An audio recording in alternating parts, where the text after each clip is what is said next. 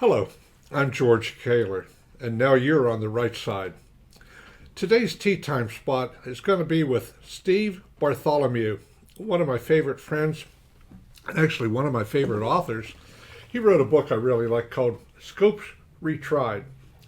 It's a little bit like a mystery book of these high school kids who are told about the theory of evolution, and they're really smart kids, and one of them finally says, wait a second, that doesn't sound right.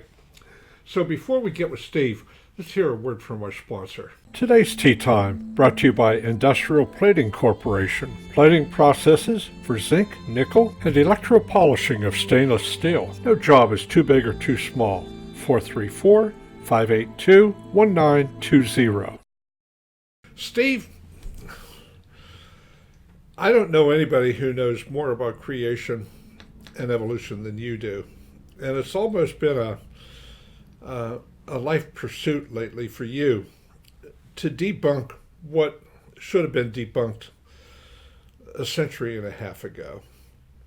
But it seems to hold on, and I think it doesn't hold on for scientific reasons, because since the discovery of how enzymes work and irreducible complexity and all the other things that makes evolution, by all science, impossible. In fact, it's more of an insult to science than it is to theology. Well, actually, why does it keep on going? Well, actually, George, the impact of evolution, all studies show, is actually getting stronger.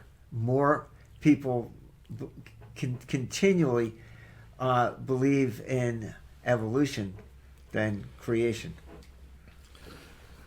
Which seems strange, because as we get better stuff like electron microscopes and so on.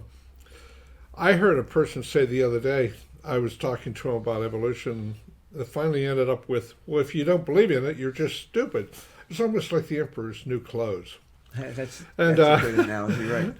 Well, talk to me a little bit about how evolution it's not just scientifically a fraud, but how it's affected our culture and how mankind has been.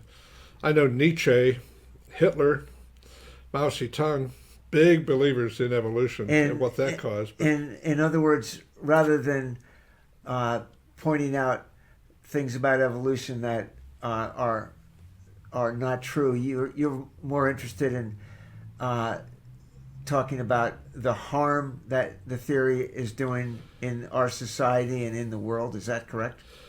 Yeah, I would. I would like that. Just talk to me about your feelings on evolution, what it's done, and I know sure. you're a Christian man, and right. How does this fly in the face of the truth? Well, let's make sure that we begin by clarifying exactly what is meant by the theory of evolution.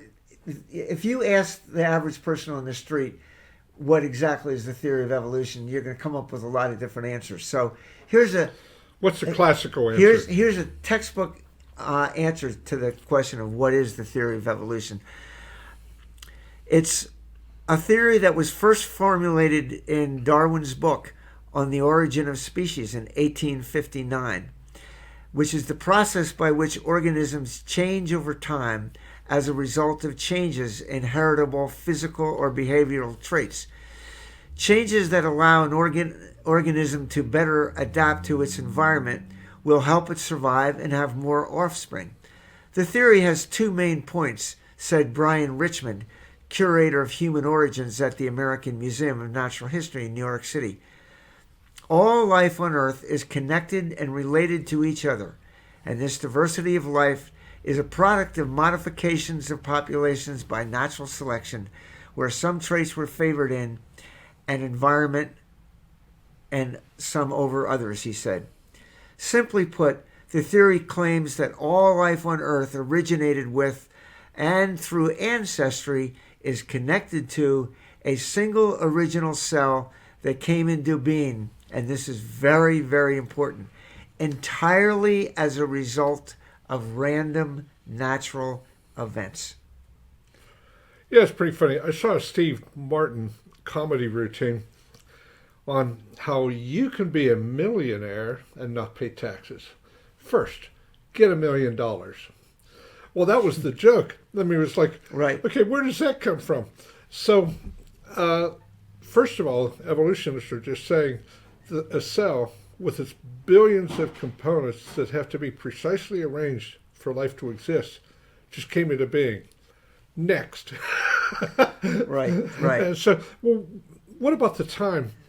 People are saying that the Earth is billions and billions of years old, and given billions of years, Well, almost anything yeah, can happen. the standard position of evolutionists today is that the universe is 14.6 billion years old, and life on Earth began about 4 billion years ago. But that's not the main thing that I think we should be talking about today. I think that, again, going back to what harm does the theory do to people that live in our society today? What's the problem with it? Well, we know right now the Virginia legislature is voting on broadening abortion. Right. And our good Governor Northam said, make the baby comfortable before we kill it. Right. And so has evolution affected that kind of thought? Well, yeah. I'll tell you the connection between what you just said about Governor Northam and the theory of evolution. I'm going to ask you a question. What is the primary reason that abortion is immoral? What's the primary reason? You're killing a human being. That's it. It's murder, right? So, what do people that are pro-choice, who basically accept abortion, what do they call the baby that's growing inside of a mother's womb? I've heard it called a fetus, and I've heard it called just birth matter.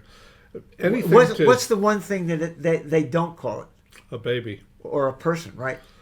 Even though that's what Right, it is. Right. That's a lie, right? Because what's growing inside of a woman in her womb is, first of all, we know it's alive, right? It's life. It's growing, right? And we know it's not going to come out to be a monkey or a pig. It's going to be a human being every single time, right? So to call it anything other than a human baby, what is that? It's a lie. It's a lie. So that's the connection to the theory of evolution. The theory of evolution, which is taught in every public school in the United States, is preparing young students in those schools to believe a lie, which is that the theory of evolution is true. Just like pro-choice people are promoting a lie, which is that what is growing in a human mother's womb is not a person. It's, like you said, a fetus or a massive matter or whatever it is. Whatever it is. It's like somebody likened an abortion to getting your tonsils taken out. Right. Right. Or appendix. It's just some tissue. Right. Nothing more than that. Right. You have to wonder why it's so desperately important for people who are teaching evolution, since it is a lie, and I think a lot of them know it.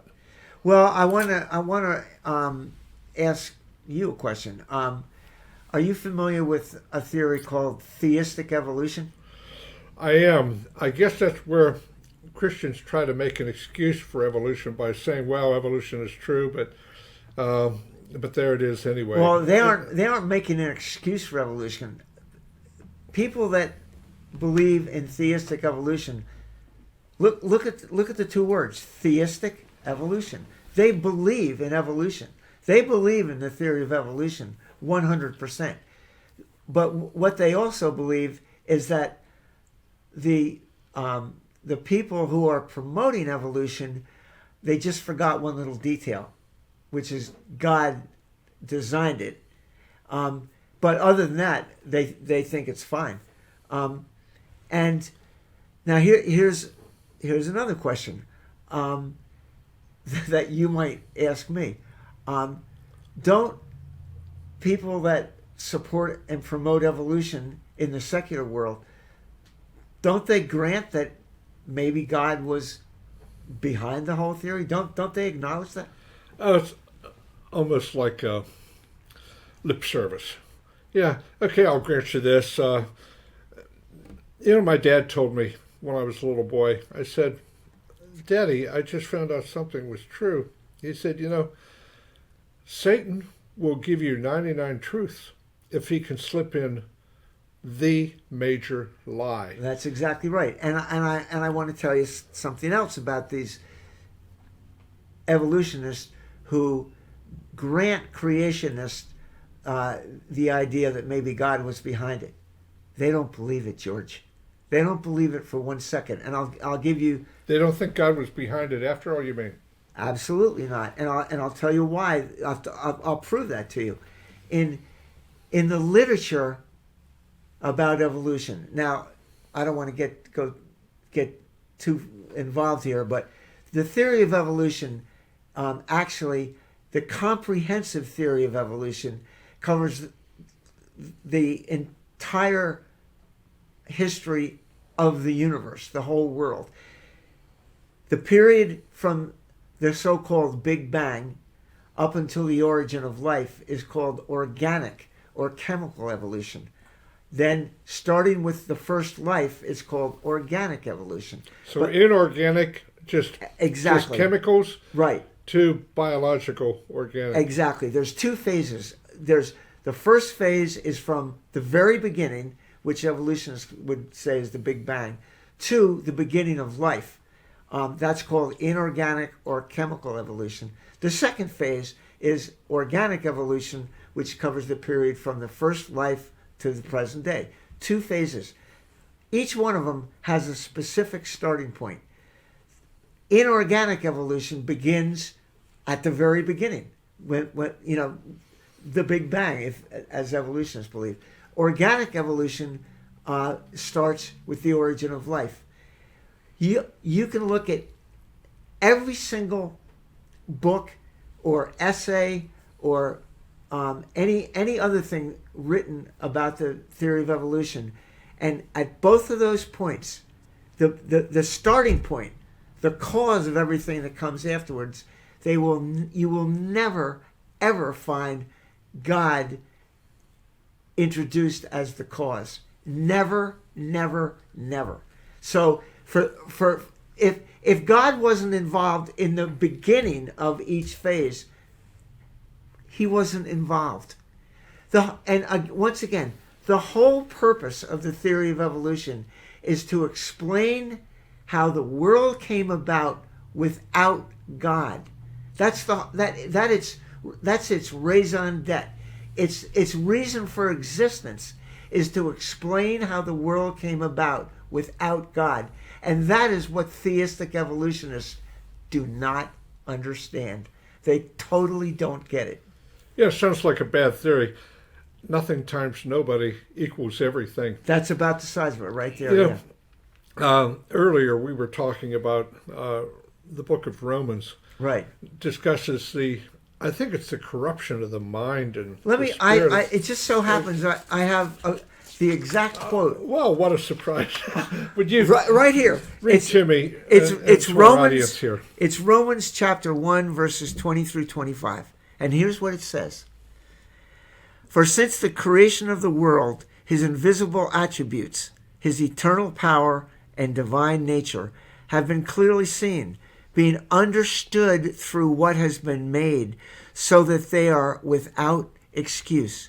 For even though they knew God, they did not honor him as God or give thanks, but they became futile in their speculations, and their foolish heart was darkened. Professing to be wise, they became fools, and exchanged the glory of the incorruptible God for an image in the form of corruptible man and of birds and four-footed animals and crawling creatures. And let me go back to this one part of that passage where it says God's deity, which is his divine nature, which in many translations is translated as deity, have been clearly seen. How? Being understood through what has been made. That's the creation. In other words, this verse is telling us that God, we should look at the creation and see God in his creation. And it adds at the end of that phrase, so that they are without excuse. It seems like people are finding excuses through simply not believing that's true. Oh, and what causes them not to believe that? It's something that we've been talking about Well, it's being taught from the time they're little kids. through the theory of evolution. You know, I have a friend whose child committed suicide because she was so afraid of the climate change that she's going to die a horrible death in 10 years. And then I read it's a phenomenon across America where... In the world. Yeah, where kids are committing suicide and are in depression because of the theory of man-made climate change, which there's no basis on that either, but there's real effects. What seems to me, if evolution is true, did the Holocaust really matter? I mean, it was just part of evolution. Well, Hitler there's no believed in question. evolution. There's no question about it that Hitler did believe in evolution, and it's quite obvious that the reasoning behind his thinking was based upon evolution. He wanted to create a perfect Aryan race, and anything that didn't fit into that picture, he wanted to eliminate it, which include Jews, people that are crippled, and anyway, not perfect. But sort of to wrap this up, I didn't want to wrap it up yet. I wanted to ask you something else. Go ahead. Margaret Sanger, who founded Planned Parenthood, was Right. an evolutionist, and believed in eugenics. And she believed in eugenics, Right. and the eradication of inferior races, especially the black race. Exactly. And so Planned Parenthood, which still operates mainly in the black community, killing little black babies, right. She was a big evolutionist, and she makes Hitler almost look like a piker, in that Hitler maybe killed 6 million Jews or so, another 2 million Christians and so on. But abortion in America has killed, 70 million that we know of so far? 50, 60, 70 million. Right. Well, before you bring this home, I just want to say if you would like this, it's really a great read, not just for you, but for your kids as well, to understand how we can discover for ourselves how the theory of evolution is so thin that it's ready to collapse. And one day, I hope, maybe soon, scientists will finally say, what were we thinking? But if you want to buy this book, you can go to ontherightside.com to get a hold of me. But wrap this George, up for us. I just want to say one thing in response to what you just said. That one day scientists are going to say, what were we thinking when we promoted this ridiculous theory? The fact of the matter is, there are a lot of scientists today who are saying that exact thing. They're being shouted down is the problem. You just don't hear about it in the mainstream media. But we started out, and the question that we wanted to address is what harm is being done by the theory of evolution? Well, in my notes for this little interview, this is what I said. In light of what I just said, the harm done by the theory of evolution should be obvious. And here's the two things. Not only does it deny the Creator, God, the glory and praise due to him for his wonderful creation, just like the passage in Romans said, but it prepares people in the world to accept lies. Anyone who follows the news in today's world should be well aware of the devastation resulting from people accepting lies. We see it on the news every single day. We saw it I saw it this morning on Fox News about a FISA warrant was based on lies. Right. And James Comey and Andrew McCabe, knowing that the dossier, that there was virtually no truth to it. They presented that as their evidence to the FISA court to spy on Carter Page, an American citizen, which was granted. Sounds like evolution, a lie built on another lie, built on another lie. Right. Well, anyway, I want to thank you all for watching and listening today. And Steve Bartholomew, you've been such a dear friend for so long. Thanks for coming on the Thank you for asking me, George. I really appreciate it. And I just hope that as a result of this little interview, that some people will finally get the point that evolution is not partly flawed, little things wrong here and there. It's a complete and utter lie. Thanks, Steve. Thanks, George.